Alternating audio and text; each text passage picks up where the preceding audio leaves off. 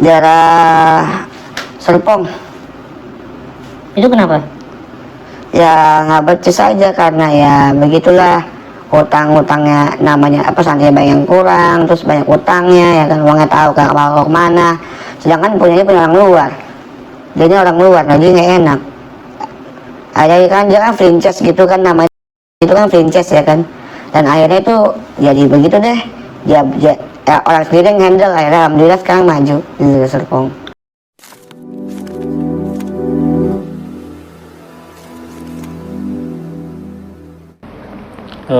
Tapi itu kiai atau ustadz sih sebenarnya, atau ini yang maksudnya itu semuanya yang di atas itu? Saya nggak ngomongin kan statusnya, katanya bukan kiai lah. Itu yang ada di sana itu kepala-kepalanya itu disebut ustadz atau enggak? Panggilnya kiai sih. Kiai itu di atas ustadz loh. Iya udah makanya. Di atas ustadz kiai semuanya. yang lebih memahami tentang misalkan fikih gitu lah. Itu kan tahu kalau itu wakaf dijual untuk kepentingan pribadi itu kan dosa. Makanya.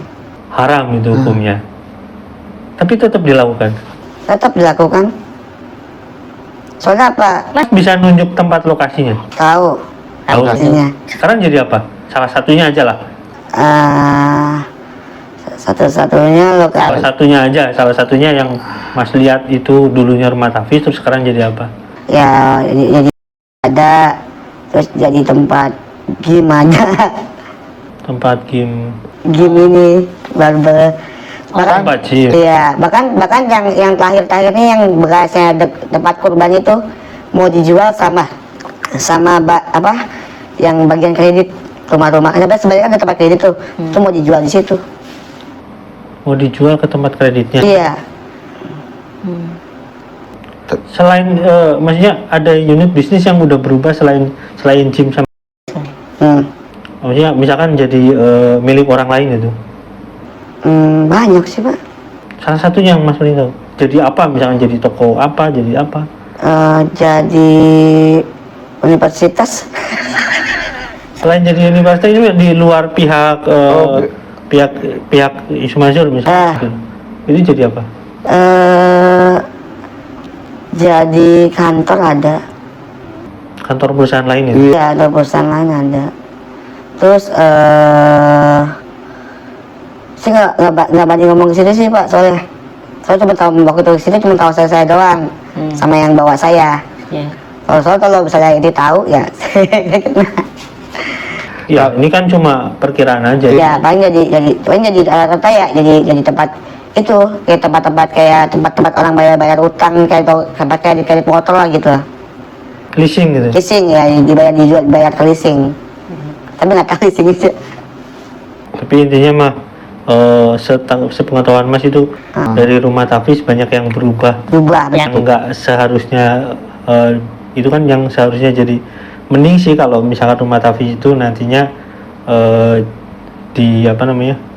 dijadikan musola atau dijadikan apa gitu, masih mending ya. Dia malah jadi tempat usaha, terus malah sekarang nih benar-benar dikembangin Pak, yang rumah-rumah tahfiz, yang rumah-rumah yang udah benar-benar sepi dijadiin semua.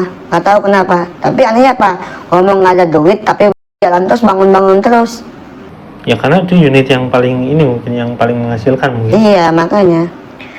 Ada nggak misalkan kayak orang yang kerja sama franchise sama rumah tahfiz Darul Quran misalkan yang kecewa, misalkan investor gitu, yang kecewa dengan misalkan gini, saya kan kadang-kadang kan gini, sepengetahuan saya ada orang yang misalkan bikin rumah tahfiz nih pakai nama Yusuf Mansur atau Darul Quran itu, terus sekarang nggak mau lagi kerja sama.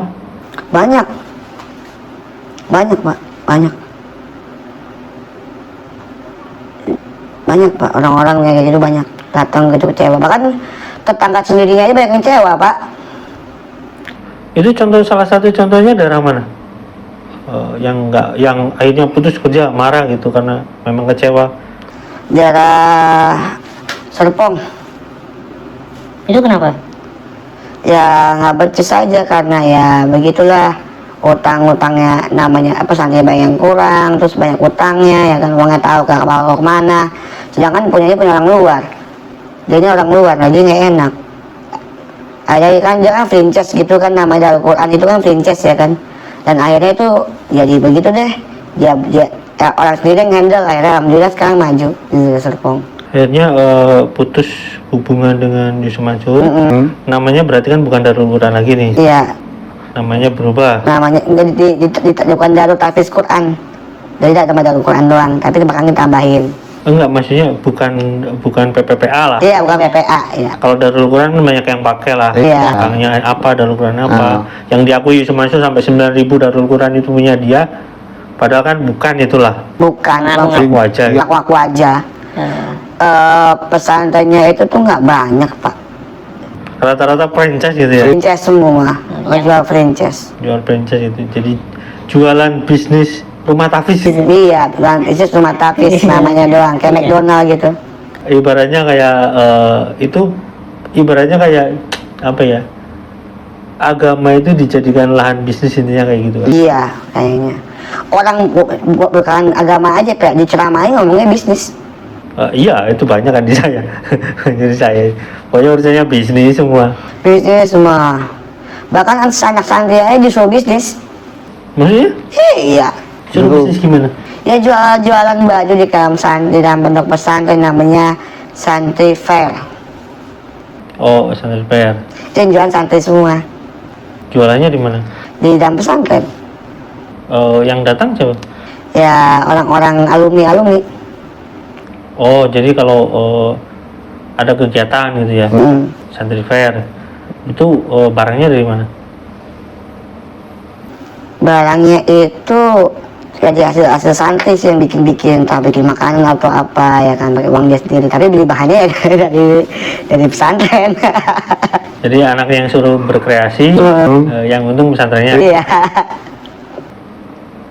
Terakhir kegiatan apa itu? Setahu Mas saja sih. Terakhir kegiatan di pesantren itu penutupannya acara yang itu yang gede banget itu, mantap banget. Tapi lucunya saya pernah cerita nih Pak ya. Di Cikarang ada santri besar kan, acara besar. Cikarang tiba-tiba lampunya mati listrik. Terakhir acara tuh listriknya mati, belum bayar. Oh, belum bayar, listriknya mati. Dulu gini Pak, dan namanya bisnis itu namanya lucu banget kan pokoknya. Ini kenapa sih, saya mau nanya, ini kenapa sih yang diajarin di pesantren itu kayak tarian hip hop lah, tarian ala Korea kayak gitu? Itu kan di acara-acara yang kemarin itu kan kayak gitu bentuknya. Ada yang kayak ala K-pop kayak gitu. Iya. Sebenarnya memang di pesantren itu sistem pendidikannya ini setahu Mas aja ya. Itu memang kayak gitu gayanya, atau memang fokus kayak misalkan Mas kan tahu lah rumah tahfiz atau misalkan yang disebut santri tahfiz itu kan dia itu kalem, pendiam, dan nggak boleh denger banyak musik. Iya. Kan nggak boleh. Nggak boleh. Pernah ada kasus nih yang ada dengerin musik tutup telinga kan. Waktu itu sempat diomongin Deddy Corbuzier katanya. Nah ini kan malah di sini dia kan juga joget-joget K-pop juga, musik-musik kayak gitu. Itu gimana sih sebenarnya? Apa memang diajarinya kayak gitu juga? Itu namanya ekstrakurikuler. Terus hafalannya gimana kalau ada ekstrakurikuler gitu? Nggak tahu Pak, saya sih nggak sampai tahu situ. Kalau saya sih nggak, di dalam itu tuh ada marching band, ada apa sih juga bertanya-tanya Pak. Bahkan dulu di unit bisnis sebelum ditutup ada warnet Pak. Warnet? Iya. warnet santri gitu. Warnet santri. Akhirnya ada apa mayor baru, akhirnya ditutup. Kan aneh maksudnya, orang kalau misalkan mau menghafal Quran ya,